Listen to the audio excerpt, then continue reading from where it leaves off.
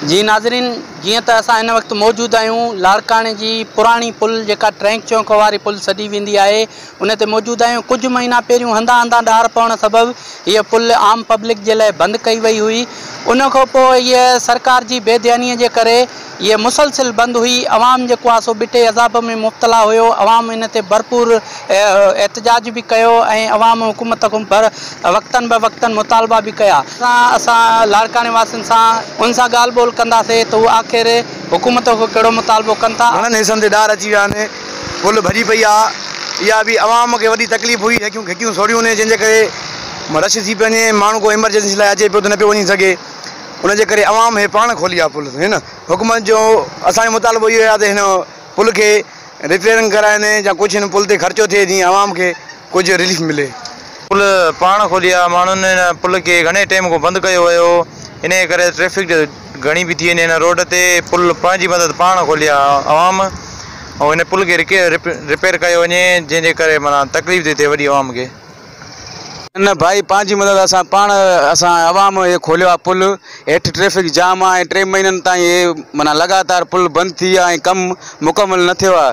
ॾिसो था रोड माना ये पुल सॼी ख़तमु थी चुको आहे, जानी माली बि नुक़सानु थी सघे थो। हिन जो ज़िम्मेवार सिर्फ़ु सिंध गवर्नमेंट थींदी, सिंध हुकूमत थींदी। हितां जा जेके बि आहिनि ठेकेदार जेके हिन पुल जा जंहिंखे ठेको मिलियो उन्हनि पंहिंजा पेट भरिया, पंहिंजा घर भरिया।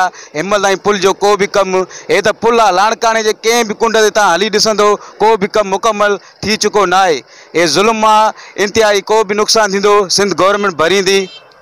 ये जेको असां पंहिंजे शहर वासियुनि जेके बि आहिनि असां पंहिंजे पाण मदद करे जेको आहे सो वॾा रखिया ऐं पत्थर इंसान का मजबूरी आहे। को पेशेंट आहे, सॼे शहर जी सूरत हाल ॾिसो था त जाते ताते ट्रैफिक लॻी पई आहे। पर जेको आहे सो कमु हिन पुल जो बि थी न चुको आहे। हुतां पुल टुकड़ो ठाहियूं, उहा बि बजट खाई आहे सिंध हुकूमत, पर को बि कमु नथी करे सघे। अपील था कयूं बार बार बिलावल साहब खे, अदी फरियाद लालपुर खे। असां सिंध हुकूमत जेके बि आहिनि कामिली शहर आहिनि सभिनि खे अपील था कयूं त महिरबानी करे लाड़काणे जी सूरत हाल, पुल जी सूरत हाल इहा ई ॾिसो था। असां अवाम खे ख़तरो आहे, वञूं था। को पेशेंट असांजा पेशेंट हिन वक़्तु बि हुयो, असां केवलटे में हुयासीं। असां हेॾो रस्तो बाकरा रोड बंदि लॻो पियो। असां पंहिंजो पाण पुल खे पत्थर सोड़े करे असां पंहिंजो पेशेंट खे पुॼायो आहे।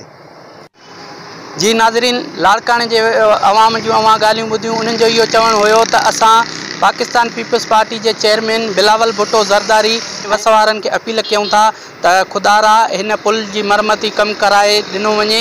हीअ पुल ते रिपेयरिंग कराए अवाम जे लाइ खोलराई वञे त जीअं हिन असांजी तकलीफ़ मां आज़ादी मिली सघे।